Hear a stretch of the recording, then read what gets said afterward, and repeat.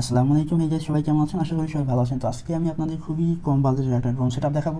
তো আপনারা যদি কেউ খুবই কম দামে খুবই ভালো কোয়ালিটির ড্রোন বানাতে চান, তাহলে আমি আপনাদের এই সেটআপটি সাজেস্ট করবো।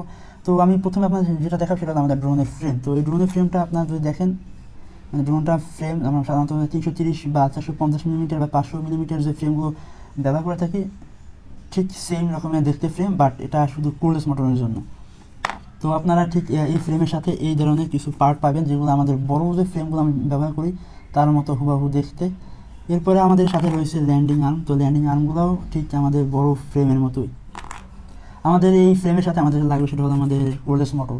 তো এই কোরলেস মোটর যেটা আছে এটা হলো 10 মিলিমিটারের কোরলেস মোটর। তো আমি আপনাদের সাজেস্ট করবো আপনারা সবচেয়ে বেশি ব্যবহার করার চেষ্টা করবেন 8 মিলিমিটার, অর্থাৎ 8520 যে ফ্রেমটা আছে।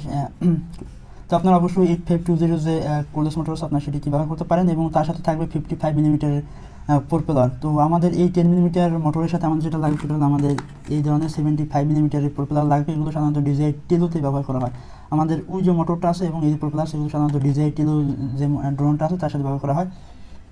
এরপর আমাদের এই ড্রোনে পাওয়ার আপ করার জন্য আমাদের লাগবে একটা ব্যাটারি। তো এখানে রয়েছে একটা 600 মিলিঅ্যাম্পিয়ারের একটা ব্যাটারি। আমি আপনাদের সাজেস্ট করবো আপনারা অবশ্যই 50 মিলিঅ্যাম্পিয়ারের ব্যাটারিটি ব্যবহার করবেন, কারণ আমাদের এই মোটরের সাথে আমাদের 850 মিলিঅ্যাম্পিয়ার ব্যাটারিটা একদম পারফেক্টলি কাজ করে। আর 600 মিলিঅ্যাম্পিয়ারের যে সমস্যা এটা ফ্ল্যাটিয়াম আপনারা কম পাবেন, কারণ আমাদের এই মোটরগুলো অনেক বেশি ভোল্টেজ খেয়ে ফেলে। তো আপনারা এর সাথে যেটা করবেন, আপনারা অবশ্যই 850 মিলিঅ্যাম্পিয়ারের ব্যাটারিটি ব্যবহার করার চেষ্টা করবেন। আর আমাদের ড্রোনটা কন্ট্রোল করার জন্য লাগবে আমাদের এরকম একটা ড্রোনের ট্রান্সমিটার, যেটা হলো সাইমা X5। এটা 1920 সাল থেকে এখন পর্যন্ত এটিকে আমরা ব্যবহার করে আসছি, এবং এটিতে রয়েছে ডিসপ্লে, যেখানে আপনারা দেখতে পাবেন এটি থ্রোটল কতটুকু কাজ করতেছে, এই ধরনের এলিভেটার কতটুকু কাজ করতেছে, সব কিছু আপনারা এখানে দেখতে পারবেন। আর এখানে এই যে সুইচ টুইচ রয়েছে এগুলো আসলে কোনো কাজের না, বাট এই যে ট্রিমিং দেখতে পাচ্ছেন যেগুলো সিলভার কালারের, এগুলো মোটামুটি কাজ করে। আর এই যে দুইটি জয়স্টিক রয়েছে, এবং এখানে রয়েছে একটা হাই স্পিড, লো স্পিড, এবং এটি হলো ফ্লিপ সুইচ। আপনারা ফ্লিপ করতে পারবেন ড্রোনটিকে। আর এটিতে ব্যবহার করতে হয় 4টা 1.5 ভোল্টের ব্যাটারি। তো এই মোটামুটি হলো আমাদের এই ড্রোনের ট্রান্সমিটার, এবং এটা দেখতে খুবই সুন্দর, খুবই স্মার্ট একটা গ্যাজেটসের মতো। তো এটি দেখতে খুবই সুন্দর এবং দেখতে অনেকটা স্মার্ট লাগে। তো আপনারা চাইলে এই ধরনের ট্রান্সমিটার ব্যবহার করতে পারেন। আর এর সাথে রয়েছে একটা রিসিভার বোর্ড।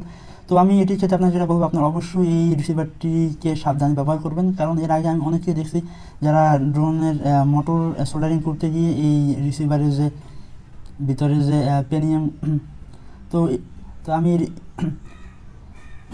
তো আমাদের এই ট্রান্সমিটারের সাথে রয়েছে এরকম একটা রিসিভার। তো আপনারা এই রিসিভারটি ব্যবহার করার ক্ষেত্রে অবশ্যই একটু সাবধানতা অবলম্বন করবেন, কারণ এই খুবই সূক্ষ্ম রিসিভারগুলো যে প্রবলেম যেটা হয় সেটা হলো আপনার অনেকে সোল্ডারিং করার সময় এই নষ্ট করে ফেলেন, এর পিসিবির ভিতরে তামারগুলোকে নষ্ট করে ফেলেন। তো আপনারা অবশ্যই একটু সাবধান অবলম্বন করে যেন ড্রোনটি বানাতে পারেন।